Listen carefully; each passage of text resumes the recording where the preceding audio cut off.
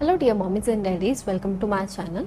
ज़्यादा गर्मी, धूप और लू की वजह से कई बार बच्चे के नाक से खून बहना और नक्सीर फूटना जैसी प्रॉब्लम्स को फेस करना पड़ जाता है।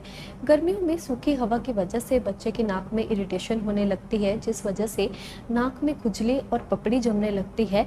और नाक में इरिटेशन होने की वजह से बच्चा नाक के अंदर उंगली डालकर जमी हुई पपड़ी को खुरचने लगता है, जिस वजह से नाक के अंदर की मेम्ब्रेन नाखून लगने की वजह से छिल जाती है। या फिर नाक के अंदर की नसें बहुत ही पतली पतली होती हैं, तो नाक की नस फटने की वजह से बच्चे की नाक से ब्लीडिंग होना शुरू हो जाता है। तो ऐसे में ये बात ज़रूरी है कि हमें इस प्रॉब्लम के घरेलू उपचारों के बारे में पता हो, ताकि अगर बच्चे को कभी ऐसी प्रॉब्लम होती है तो हम बिना घबराए बच्चे को इस प्रॉब्लम से राहत दिलवा सकें।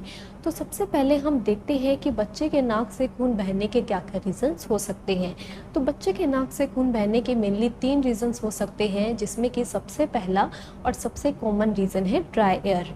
मई, जून और जुलाई के महीने में गर्मी के साथ साथ खुश्क हवा होती है, जिस वजह से बच्चे की नाक में ड्राइनेस हो सकती है। या फिर सर्दियों में बच्चे के रूम में हीटर या फिर ब्लोअर लगाने से भी बच्चे की नाक में ड्राइनेस आ सकती है।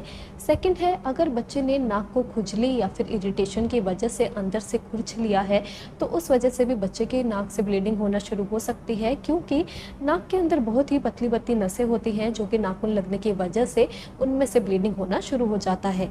थर्ड है, चोट लगने की वजह से। अगर बच्चे की नाक पर चोट लग गई है या फिर कई बार बच्चे के सिर में चोट लगने की वजह से भी बच्चे की नाक से खून बहना शुरू हो जाता है, तो इस सिचुएशन में आप बिना देरी किए सीधा डॉक्टर से कंसल्ट करें। तो अब हम देखते हैं कि बच्चे को इस प्रॉब्लम से बचाने के लिए क्या क्या प्रिकॉशनरी एक्शंस लिए जाने चाहिए। तो सबसे पहला है nasal saline drops. Nasal saline drops normally nasal saline water होता है, जो कि बच्चे की नाक को नम रखने में काफ़ी हेल्प करता है, और अगर बच्चे की नाक में ड्राइनेस है तो वो उसे भी कम करता है। तो आप बच्चे की रिक्वायरमेंट के हिसाब से बच्चे की नाक में 3 से 4 बार दिन में नेजल सलाइन ड्रॉप्स डाल सकते हैं।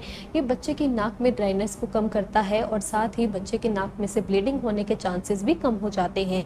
इसके अलावा मार्केट में नेजल सलाइन जेल्स भी मिलते हैं, जो कि नेजल सलाइन ड्रॉप से बेटर होते हैं, क्योंकि ये ज़्यादा लंबे टाइम तक टिके रहते हैं और इन्हें बार बार डालने की ज़रूरत भी नहीं पड़ती।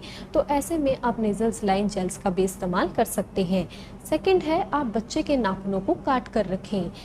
कई बार बच्चे की नाक में इरिटेशन या फिर खुजली होने की वजह से बच्चा नाखून से अपनी नाक को छील लेता है, जिस वजह से नाक में से ब्लीडिंग शुरू हो जाती है।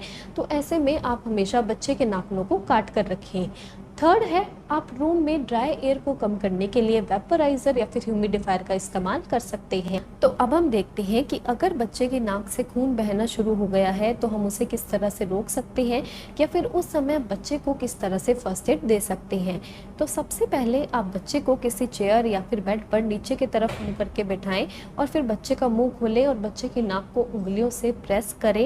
ये जो नाक का हड्डी वाला पार्ट है, जो इसके नीचे सॉफ्ट पार्ट होता है, आपको उसे अपनी उंगलियों से इस तरह से दबाना है और इस बीच बच्चे का मुंह खुला रहना चाहिए, ताकि बच्चा मुंह से सांस लेता रहे।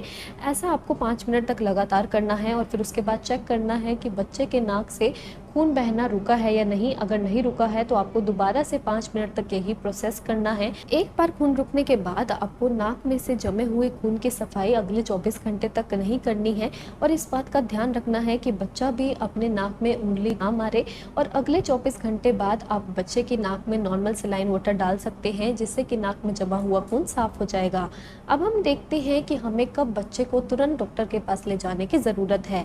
अगर 10-15 मिनट तक कोशिश करने के बावजूद भी बच्चे की नाक से खून बहना बंद नहीं हो रहा है, तो आपको बच्चे को तुरंत डॉक्टर के पास लेकर जाना चाहिए। दूसरा, अगर बच्चे के नाक में ब्लीडिंग के साथ साथ बॉडी पर रैशेज या फिर लाल चकत्ते हो गए हैं, तो भी बच्चे को डॉक्टर को दिखाना चाहिए। तीसरा, अगर बच्चे की नाक पर चोट लग गई है या फिर कई बार बच्चे के सिर में चोट लगने की वजह से भी बच्चे की नाक से ब्लीडिंग होने लगती है, तो इस सिचुएशन में भी आपको बच्चे को डॉक्टर के पास लेकर जाना चाहिए। आई होप मेरी वीडियो आपको अच्छी लगी। अगर अच्छी लगी तो लाइक ज़रूर करें, शेयर करें और चैनल को सब्सक्राइब करें। थैंक